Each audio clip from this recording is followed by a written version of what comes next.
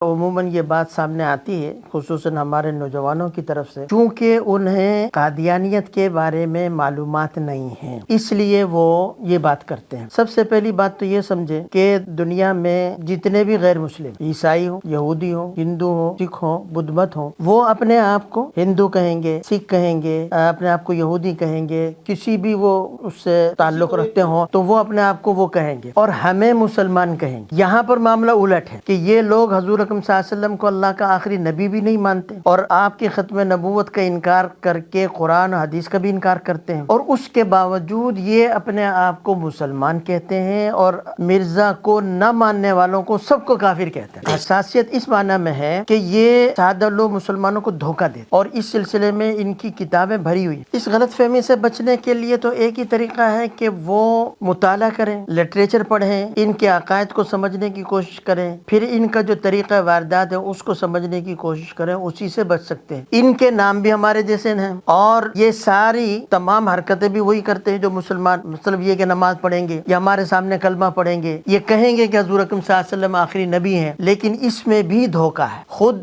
مرزا غلام احمد نے کہا جو مجھے نہیں مانتے وہ جہنمی اور کافر ہے، اور انہوں نے یہ کہا کہ میرا وجود اور حضور اکرم صلی اللہ علیہ وسلم کا وجود ایک ہو گیا۔ ان کا بیٹا مرزا بشیر الدین محمود جو ان کے بعد حکیم نور الدین کے بعد دوسرا خلیفہ بھی بنا، اس نے صاف طور پر جو نے کیا وہ لکھا کہ جو حضرت موسیٰ علیہ السلام کو مانتا ہے حضرت عیسیٰ علیہ السلام کو نہیں مانتا، حضرت عیسیٰ علیہ السلام کو مانتا ہے محمد صلی اللہ علیہ وسلم کو نہیں مانتا، جس طرح وہ کافر ہے اسی طرح جو محمد کو مانتا ہے اور مرزا مسیح موعود کو نہیں مانتا وہ بھی کافر اور دائرہ اسلام سے خارج۔